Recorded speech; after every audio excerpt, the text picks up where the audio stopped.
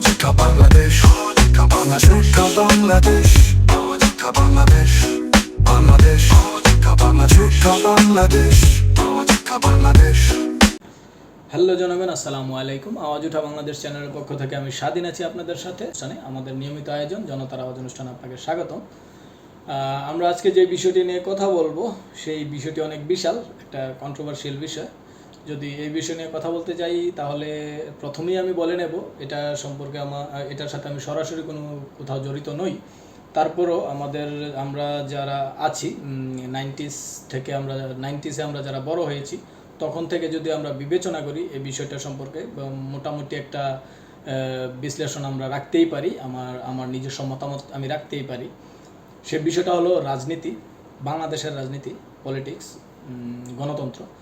আমরা যদি দেখি আমাদের বিগত সরকারের সময়গুলো থেকে বর্তমান পর্যন্ত আমরা দেখে এসেছি রাজনীতি মানেই হচ্ছে মারামারি, হানাহানি, কাটাকাটি, চাঁদাবাজি, টেন্ডারবাজি, দখল এবং বিভিন্ন প্রকার অনৈতিক কার্যকলাপ, যেটা আমরা সচরাচর দেখি। আমরা যদি দেখি সমাজে যে ধরনের অপরাধগুলো ঘটে, সমাজে যত অপরাধ ঘটে তার মধ্যে একটা সিংহভাগ অপরাধী পার পেয়ে যায় সেই রাজনৈতিক ছত্রছায়ার কারণে।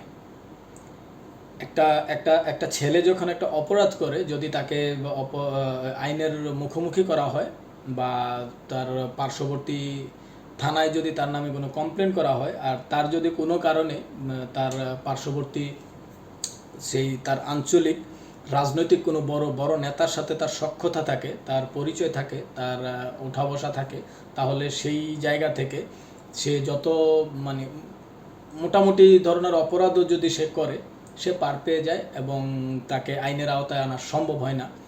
আমরা আরেকটা দিক যদি দেখি, যে রাজনীতির যদি স্তরগুলো দেখি, অ্যাকচুয়ালি আমরা যদি বিবেচনা করি রাজনীতির তিনটা স্তর আমরা তিনটা স্তর দেখতে পারি। একটা হচ্ছে যারা ইলেকশন করে ক্ষমতা পার্লামেন্টে যায়, তার পরবর্তীতে হচ্ছে যে নেতা, যারা উপজেলা পর্যায়ে যারা নেতৃত্ব দেয়, আর সবার নিচে হচ্ছে কর্মী। তো সেই পর্যায়ে আমরা যদি দেখি যে যারা নেতা শাসন করার পর্যায়ে থাকে, যারা বিভিন্ন সময়ে নির্বাচিত হয়ে তার এলাকা শাসন করে, তাদেরকে যদি দেখি তারা আসলে তারা রাজনীতির সাথে জড়িত থাকে এবং তাদের যে পরিবার, আমরা যদি খেয়াল করি বাংলাদেশের মেজরিটি রাজনীতিবিদ যারা সংসদ পর্যন্ত যায়, সংসদে যাওয়ার মতো অবস্থানে থাকে, তাদের পরিবার, তাদের ছেলে মেয়ে মেজরিটি বিদেশে পড়াশোনা করে। তারা দেশে পড়াশোনা করে না, তারা দেশে চিকিৎসা নেয় না, তারা চিকিৎসাটা বিদেশে নেয়, তারা পড়াশোনাটাও বিদেশে করে। তো দেশের যে কোনো সময় যদি আন্দোলন করার প্রয়োজন হয়, তো যদি রক্ত দেওয়ার প্রয়োজন হয়, মারামারি করার প্রয়োজন হয়, অস্ত্র হাতে তুলে নেওয়ার প্রয়োজন হয়, তখন আমরা দেখি সেখানে কারা থাকে? কর্মী। হয়তো উপজেলা পর্যায়ের নেতা, তার নিচে কর্মী। এই দুইটা শ্রেণী সবসময় যে কোনো ধরনের বিশৃঙ্খলায় তারা সামনে থাকে, তারা সামনে থাকতে হয়। তো ওই দিক থেকে যদি দেখি বাংলাদেশের রাজনীতিটা আসলে কতটা জনবান্ধব, কতটা ভালো বয়ে আনে, কতটা জনতার আশা আকাঙ্ক্ষা পূরণ করার সক্ষমতা রাখে, সেটা নিয়ে যথেষ্ট প্রশ্ন আছে।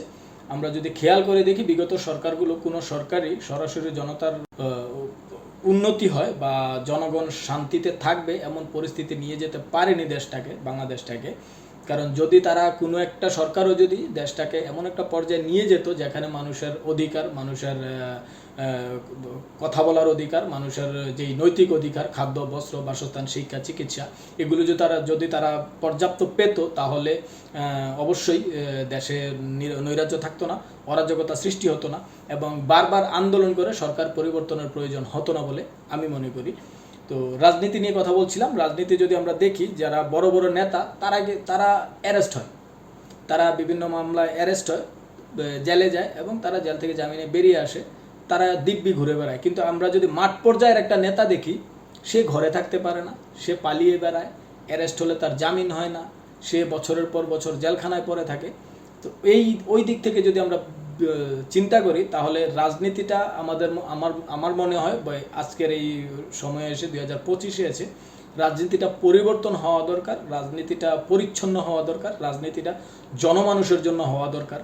কেমন হওয়া দরকার, আমি যদি আমার বক্তব্য পেশ করি, আমি যদি আমার মতামত রাখি, তাহলে রাজনীতিটা এমন হওয়া দরকার যে আমি যার নেতৃত্বে কাজ করব তার চিকিৎসা ব্যবস্থাটা বাংলাদেশে নিতে হবে, তার জানতে হবে আমার এলাকায় চিকিৎসাটা কেমন হয়, তার চিকিৎসা সম্পর্কে জানতে হবে, আমার এলাকায় তার সন্তানরা আমার এলাকায় লেখাপড়া করবে, তখন তার জানা থাকবে যে আমার এলাকায় লেখাপড়ার পরিস্থিতিটা কেমন, তার সন্তানরা আমার এলাকায় বসবাস করতে হবে, তাহলে তার জানা থাকবে যে আমার এলাকার নিরাপত্তা ব্যবস্থা কেমন।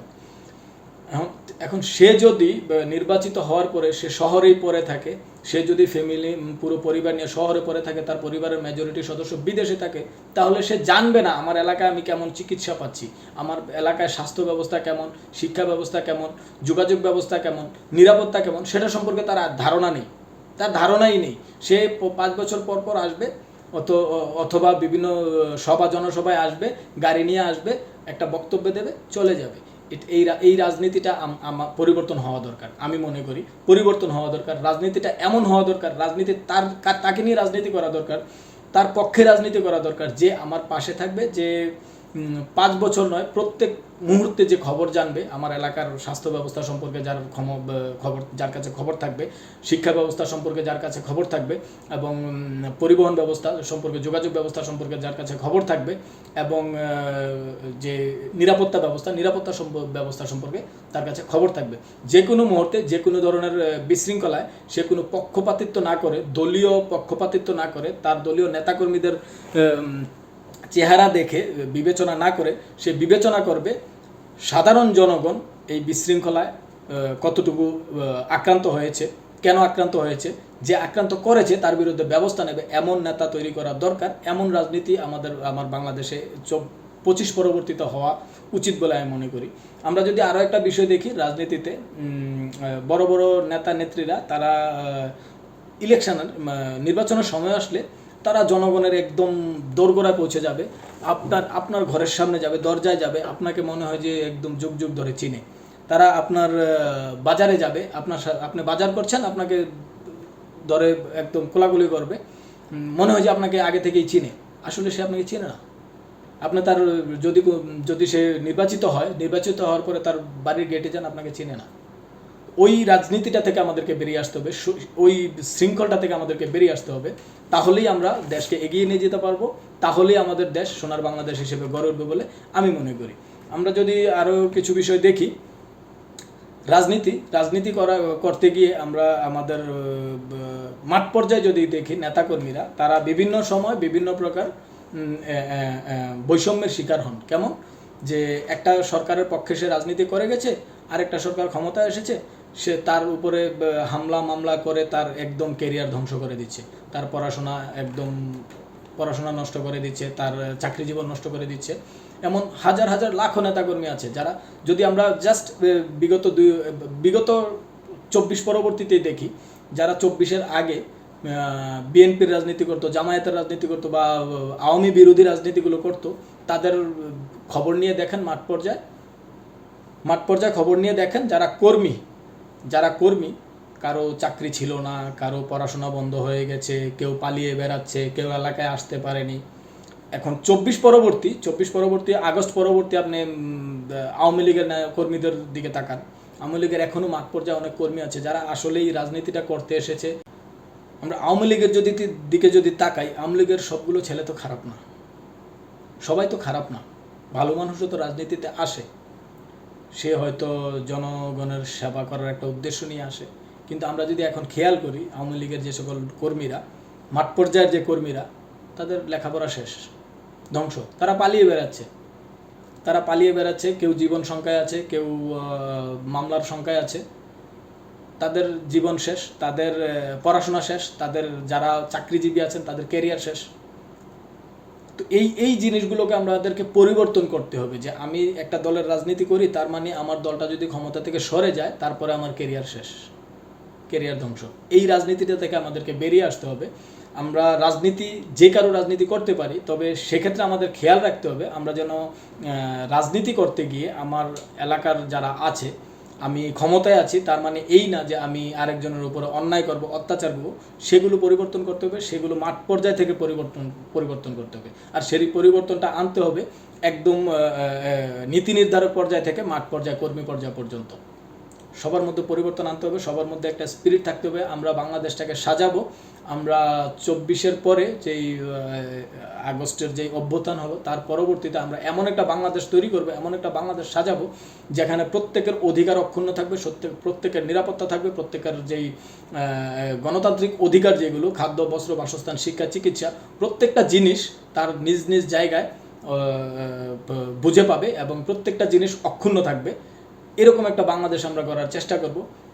পরিশেষে এটাই বলবো, রাজনীতি অবশ্যই বিশ্বব্যাপী, বিশ্বের মেজরিটি অফ কান্ট্রি যেখানে পলিটিক্স আছে, গণতন্ত্র আছে, গণতান্ত্রিক উপায়ে তারা সরকার নির্বাচন করে এবং শাসক নির্বাচন করে।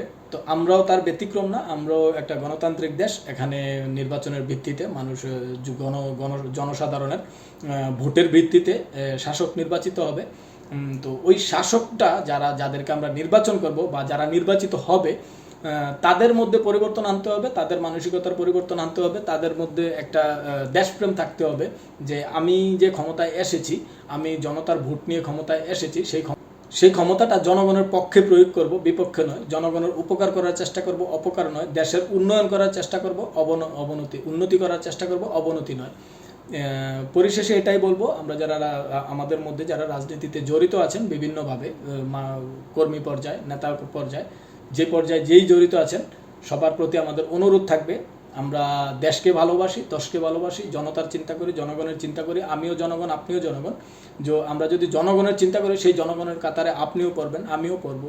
সবার কথা চিন্তা করে আমরা একটা সুন্দর দেশ গড়ার অঙ্গীকার নিয়ে এগিয়ে যাব এবং ভবিষ্যৎ বাংলাদেশ সারা বিশ্বের কাছে একটা রোল মডেল হয়ে থাকবে। এমন একটা দেশ তৈরি করার অঙ্গীকার নিয়ে আমরা এগিয়ে যাব। এই বলে আমি আমার আলোচনা শেষ করব। ধন্যবাদ সবাইকে। আলোচনা ভালো লাগলে অবশ্যই একটা লাইক দিয়ে যাবেন, একটা মন্তব্য করে যাবেন কেমন লাগলো, এবং বন্ধুদের সাথে শেয়ার করবেন। ধন্যবাদ সবাইকে। সালামু আলাইকুম।